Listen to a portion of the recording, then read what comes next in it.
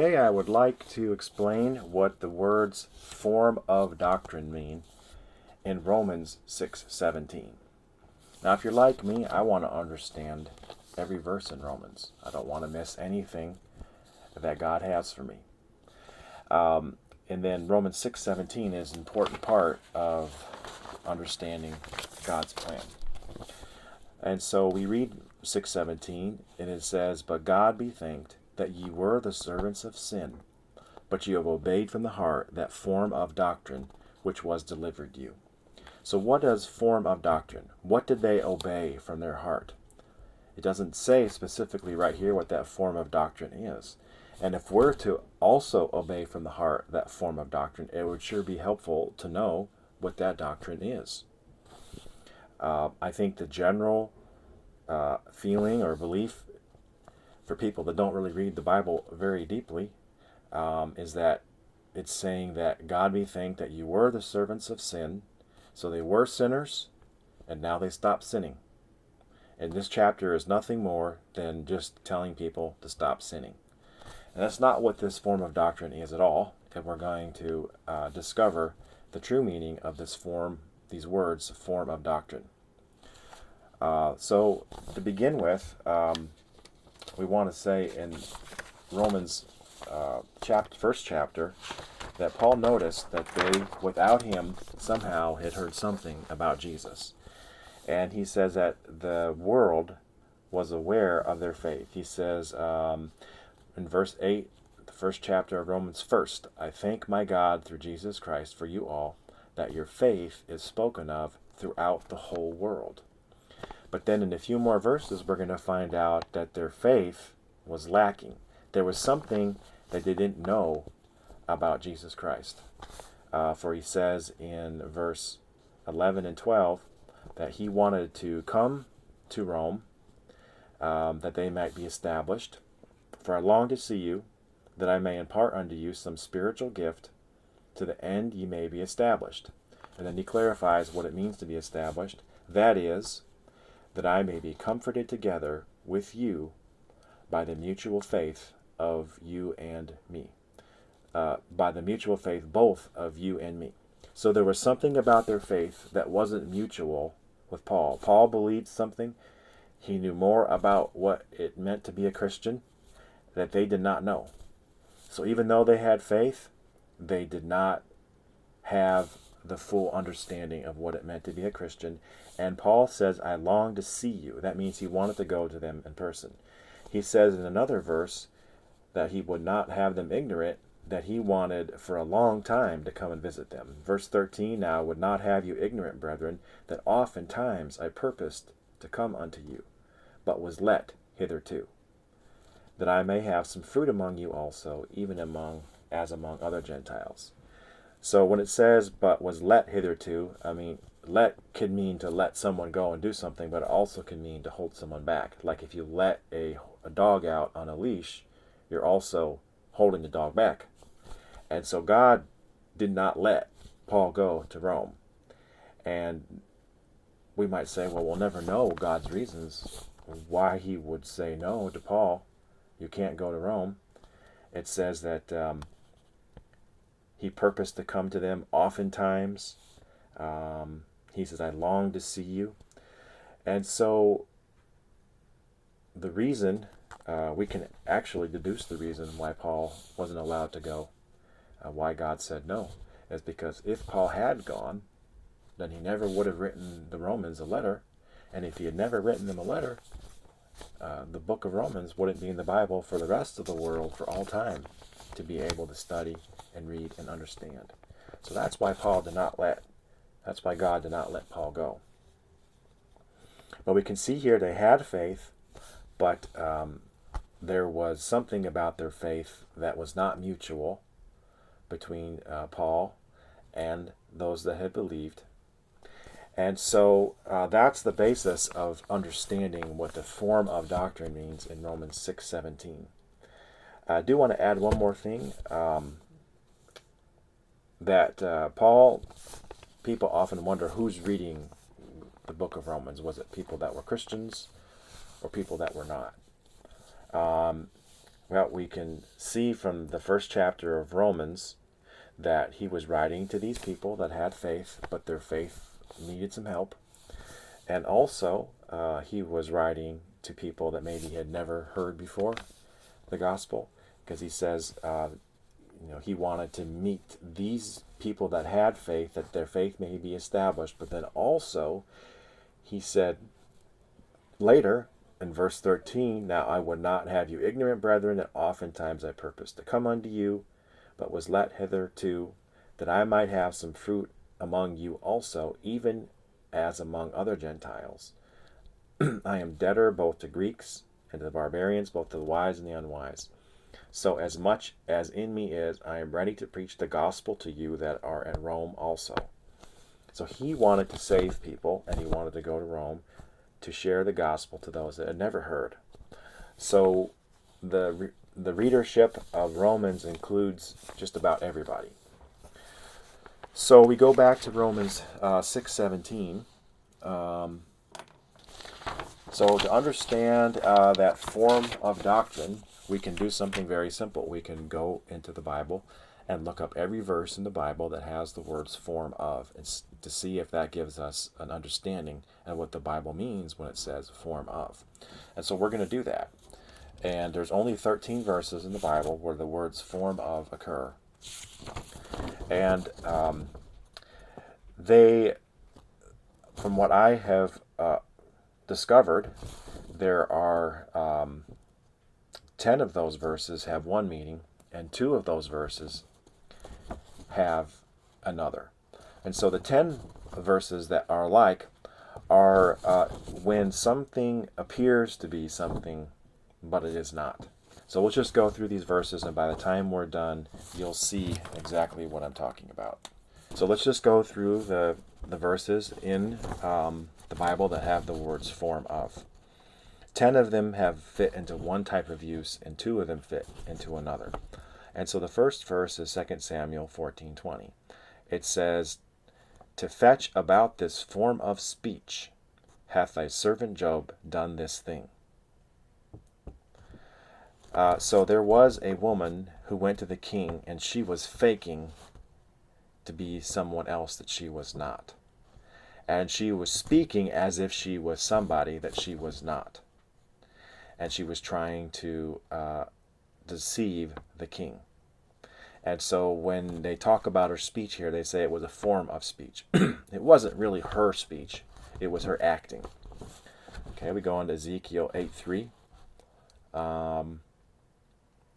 And it says, and he put the form of an hand, and took me by a lock of my head, and the Spirit lifted me up between the earth and the heaven, and brought me in the visions of God to Jerusalem. And so we see here that something that was a form of a hand. It really wasn't a hand. We know it wasn't a hand because he was lifted up, it says here, by the Spirit.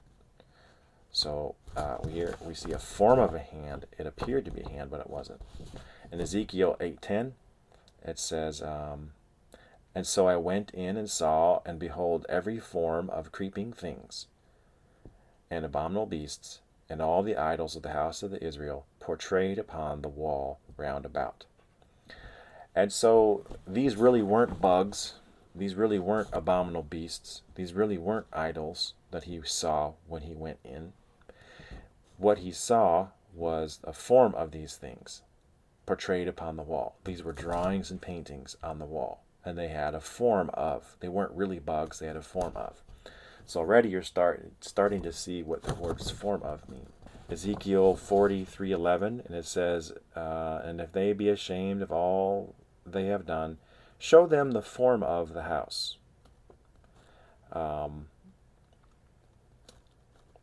This wasn't really a house. This was a depiction of a representation of their life. In other words, if someone's, I was an apartment manager one time when I was going to college, and I had to do once a year an inspection of people's apartments. And some people they never took the garbage out, and the garbage was piled up to the level of the kitchen table. You couldn't even walk into the house because it smelled so bad. And you could just see that the house was in shambles, and it represented their life. Their life was a mess too. And so that's exactly what this verse is saying. Show them the form of the house. In other words, this representation of a house wasn't really the house that they were living in. It just was showing them the condition of their life. Okay, we'll skip to Daniel 3:25. And he said, he answered and said, Lo, I see 4 men loose, walking in the midst of the fire, and they have no hurt. And the fourth, and the form of the fourth is like the Son of God. And so, in this case, the form of the fourth was like the Son of God because it really was the Son of God. But from the perspective of someone speaking, he said, well, this could possibly be the Son of God. It just looks like it is. And so I would say that this usage of form of fits the rest, even though in reality, the reason it was the form of the Son of God is because it really was. Okay, Romans 2:20. An instructor of the foolish, a teacher of babes, which has the form of knowledge. He's criticizing those that think that they are the all-wise Jews teaching everybody, and they walk around and act like they have knowledge, but really it's just a form of knowledge, because if they really knew the truth, they would understand that the law that they were trying to teach, that they weren't even keeping it themselves. And so they had a form of knowledge. It looked like knowledge, but it wasn't. Philippians 2:6, who, being in the form of God, thought it not robbery to be equal with God. And so Jesus, he was a man. But the fact that he walked on water and the fact that he did miracles was a form of God. And so this verse, I could say that it could go either way. We could say that, in a sense, Jesus was all man and he was all God, but he had a human body and he had the body of a man. And in Philippians 2:7, the very next verse, he took upon himself the form of a servant. Now, Jesus wasn't a servant, but he elected to live and chose to be a servant, even though he really wasn't one. 2 Timothy 1:13, hold fast the form of sound words, which you have heard of me. So here he's basically saying, you have heard sound words from me, but I'm not telling you to repeat every single word that I said every time wherever you go. Just follow the form of what I said. You can choose your own choice of words as long as they fit into the form of the sound words that you heard from me. And 2 Timothy 3:5 speaks of a form of godliness, but denying the power thereof. People looked godly, but they really weren't godly. They just had a form of godliness. So we've covered 10 of the 13 verses in the Bible that use the word form of. And in every case, what we have discovered is that the word form of is when something looks like something, but in reality, it isn't that something. All right? Now we're going to cover the 2 verses that don't fit into the category of the rest of the 10. These 2 verses that we're going to cover are the ones that would reflect the meaning of the form of doctrine in Romans 6:17. And so in Ezekiel 10:8 it says, and there appeared in the cherubims the form of a man's hand under their wings. So cherubims aren't angels, but they're their own creature, and they have wings. And in this verse, the man, there is an actual man, and he goes between the cherubims and grabs something. I don't remember if it was a candlestick or a book, but he grabbed something between the cherubim's wings, and it was the form of a man's hand appeared under their wings. So if it really was a man's hand, why didn't it just say, there appeared in the cherubims a man's hand under their wings? Why does it say a form of a man's hand under their wings? That's because the man's hand must have pushed into the wing, and the impression of his hand was seen through the wing. You didn't really actually see the man's hand, just the shape, the form of a man's hand appearing through the wing. That tells us something about the cherubim's wing, that their wings must be a little bit like a bat, or it's kind of like skin and stretchy. Or they have special feathers, where a man's, you could see, push on the wings, and then you would see the form of a man's hand. So in this case, we are seeing the outline of something, the shape of something, but not really seeing that something. And then we have in Daniel 3:19, it says, "Then Nebuchadnezzar was full of fury, and the form of his visage was changed against Shadrach, Meshach, and Abednego." And so, if you remember this story, Shadrach, Meshach, and Abednego would not bow down. The king said, "If you don't bow down to my statue, I'm going to throw you into the fiery furnace." And they said, "No, we're not going to bow down, even if you do throw us into the furnace." And it says the form of his visage was changed. Now, his visage is his expression, and the form of his expression. Why does it just say, "and his visage changed"? Why does it say the form of his visage? Well, most likely, Shadrach, Meshach, and Abednego were facing the fiery furnace to intimidate them. They wouldn't have their backs to the furnace. They'd say, "Look at what you're going to be thrown into if you don't bow down." And most likely the king was facing Shadrach, Meshach, and Abednego and giving them their ultimatum face to face. And if that was the case, most likely there was a lot of light coming off of the fiery furnace, and it was casting a shadow on his face, but the outline of Nebuchadnezzar would have been easily seen with the furnace to his back.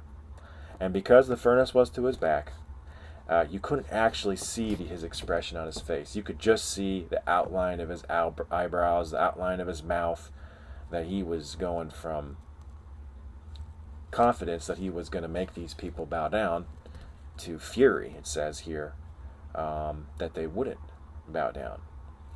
And so we look at Daniel 3:19 and Ezekiel 10:18, where in these two cases, the form of really was the actual object.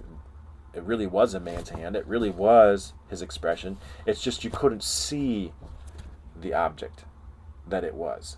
You couldn't see the man's hand, and you couldn't see Nebuchadnezzar's face, but you could see the outline. And so if we apply that definition from the Bible to Romans 6:17, we can find that the form of doctrine that they obeyed from the heart was something about Jesus. It was something that they learned that caused them to have a heart that wanted whatever they heard. And that form of doctrine was something that they had heard about Jesus, that he had died on a cross, that there's forgiveness somehow, that there's grace, that his blood was for us, that he was alive, all the things that would make anyone drawn to him. But they hadn't heard it all. There was something, they knew the form of doctrine, that there was love and grace, but they hadn't heard the center of the doctrine, the content of the doctrine. And that is specifically what Paul admitted in the very beginning of Romans 1, that they had faith, but their faith needed to be established. Their faith wasn't mutual with Paul. There were some things they had not understood. Let me explain it this way. As a young man, as a 9-year-old, I went to a church, and I think it was called the People's Church in Tacoma, Washington. And speaking that day was a man that he didn't have a face. He had been thrown out of a car. If I remember correctly, I can't really hardly remember anything at all, but he was thrown out of a car and got caught in the seatbelt, and his face got rubbed on the road, and he was blind, if I remember correctly. But I remember him saying something to the huge auditorium there about Jesus. And whatever he said, I can't remember. But in the end, he said, "Raise your hand if you want Jesus." And I remember as a 9-year-old, I raised my hand. And I remember walking out of that church that day knowing that Jesus and I had started something together. But could I tell you exactly what he said that day? I don't remember. I just don't remember. And was I a Christian that day? I was being drawn to Jesus. I had faith in Jesus.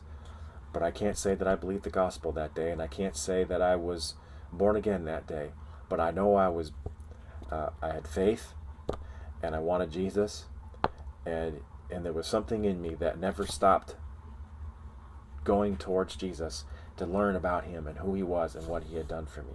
And I would say in my life, that's a perfect example of what the form of doctrine. My heart obeyed that form of doctrine. I raised my hand and said, yeah, give me Jesus. I need somebody like that. Even as a 9-year-old, I loved to be loved. And I would say today that the average person that goes to church is still living in that world of a form of doctrine.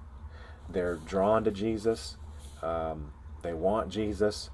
But there are so many questions and there are so much confusion that they don't really know what it means to be a Christian. And, that is the purpose of Romans, was to take it from a form of doctrine to doctrine. Now, doctrine, if we don't know what doctrine is, I'll explain it here. It says, count those worthy of double honor that labor in the word and doctrine. The doctrine is the thing that you believe. And the word is speaking of that doctrine out loud. And so someone that labors in the word and doctrine studies, they have their candle burning all night, they have headaches, they make lists, they go through the Bible, they make notes, they give up, they take Tylenol, they go back to studying again, and in the end they have discovered something beautiful about God, and then they speak that word, and then the other people in the church that are just moms and dads and people raising our family, don't have time to study anything, go in and for free and for no work at all learn about the wonderful things that God's done for no cost. And that's why we count those worthy of double honor who labor in the word and doctrine. And so there's a lot here to study and to understand about Romans 6. I would say that if you read anything in the Bible and you walk away discouraged, and you walk away feeling like, that's just exactly what I thought, ho-hum, then you don't understand what you've read. There is nothing in the Bible that leaves you limping along. You need to keep going and keep pressing in, because when you finally get to the answer, it is greater than you ever imagined. And so Romans 6 is one of those chapters where people read the first verse, second verse, and they just say, yep, everything that I thought was wonderful in Romans 3, 4, and 5 now is thrown out the window because God is requiring me to quit my sin and to live right, the very thing that I've struggled my whole life and have never been able to do. And now that's what he's requiring of me. And that's not what Romans 6 is teaching at all. So at some point in the future, we're going to go through every verse in Romans, and it will be uplifting. It will make you love Jesus, and it will give you strength for the journey and following him. So going back to Romans 6:17, it says, but God be thanked that ye were the servants of sin, but you have obeyed from the heart that form of doctrine which was delivered you. And so we look at that word obey. And what we're going to find is that there aren't any verses that tell us that in order to go to heaven, we are to obey. Laws are to obey things. Except one thing we are to obey. And so what is that one thing? And whatever that one thing is the one thing that they obeyed here. And so we look in the beginning of Romans, and we look at the word obey. In Romans 1:5, by whom we have received grace and apostleship for obedience to the faith among all nations for his name. And so we also see in Romans 5, it talks about obedience. And it says, by the obedience of one, shall many be made righteous. And so Jesus did all the obeying, and it was by the obedience of one man that you become righteous. So the one thing you are to obey is the faith. And that means there's this message of God's love. There's this message that Jesus went to the cross and he suffered for us, and he died, and he rose again. And in Romans 4, it says that whoever believes that message, that righteousness is given to them as a gift. They are counted to be as righteous, as spotless, as pure, and as holy as God himself. God looks at that faith and says, that faith to me is as if it were an entire lifetime of perfect obedience. And that is the faith that we are to obey. Now it says in the last chapter of Romans, it concludes with the exact, I can find it here, it concludes with the exact same word, obedience, and it tells us that it's the second to last verse in Romans. It says, according to the commandment of the everlasting God, made known to all nations for the obedience of faith. So in the beginning of Romans 1:5, it says obedience to the faith. And then the second to last chapter, second to last verse of Romans, it says obedience of faith. So both of those, that's your commandment. And that's about the easiest commandment God could ever give anyone. And so when the Romans heard some form of this, they obeyed from their heart.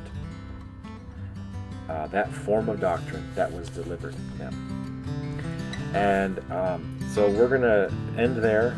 And so I hope this helps you understand what the form of doctrine is. And until next time, may God bless you in Jesus Christ.